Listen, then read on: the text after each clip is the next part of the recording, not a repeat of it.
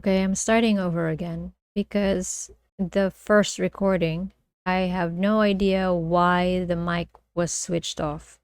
So, an accident, but it's honestly been this is now my third attempt to record the reading for the Dark Lady. And I think I'm going to consider this a block because 3 times a charm, right?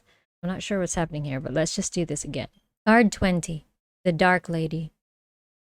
Unconscious power and wisdom, rituals, mysteries, secrets. The Dark Lady is the high priestess of the mysteries. She understands how to surrender to divine power, to unity. It's card 1. She has the profound intuitive knowledge that is only to be found by looking deeply into our own beings and natures. We find her through meditation, in sleep, and with an inner peace, ecstasy, and total despair. Jessica wrote this at the time of the dark moon. It's exactly the Dark Lady's time. She is the guardian of beings unborn, of unconscious ideas, and of seeds sprouting in the dark, cold earth, tender and fragile, and as yet unready to face the bright sun in the winds of spring. She holds the embryonic hopes we've not yet realized we have.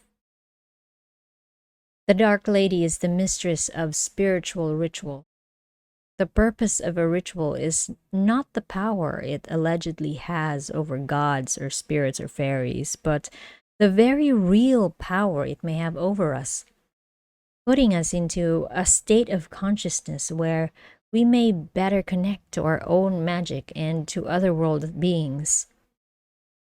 The Dark Lady understands that ritual is something we surrender to and we allow to enfold us rather than something we do or control.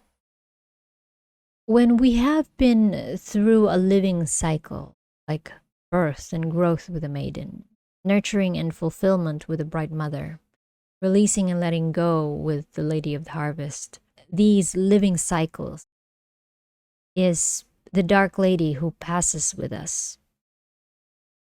It is she, the Dark Lady, who passes with us through the night of endings and death, whether of the body or of the soul or of simply something passing through our lives. It is she who holds and guides us as we reconceive ourselves and prepare to be born anew.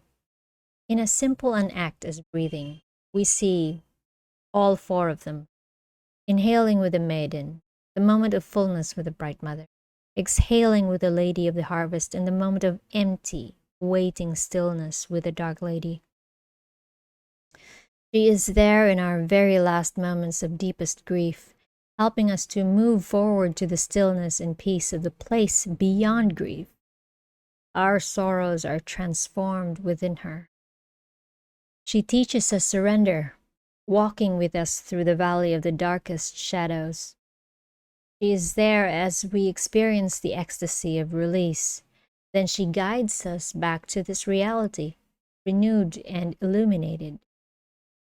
From her come those spiritual awakenings that seem to blossom with us out of nowhere.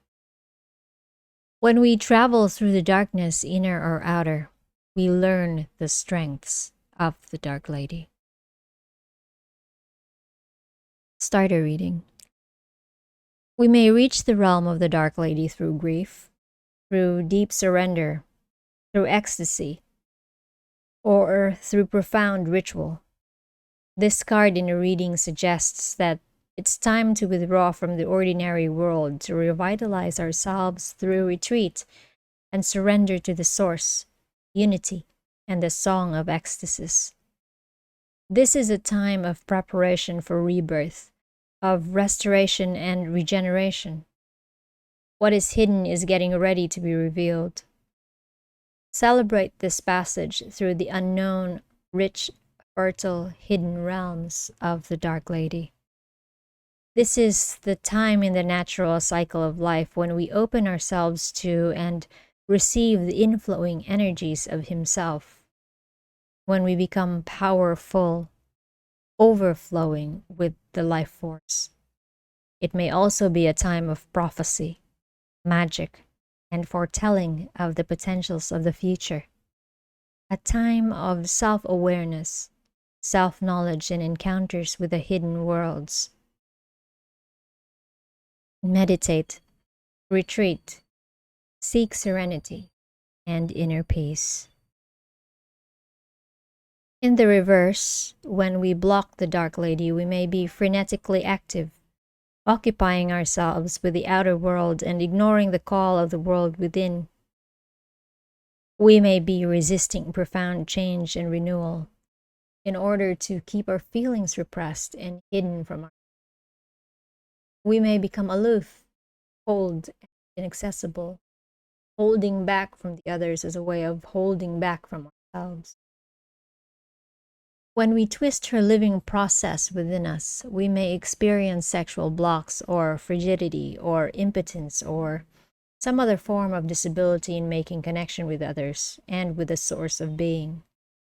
At worst, we use the magic of the inner realms for the purposes of destruction or manipulation, becoming black magicians. If we choose to do this, which is the closest thing the fairies know to forgivable sin, we may harm others, and we shall certainly do very serious damage to ourselves. That's our reading for today.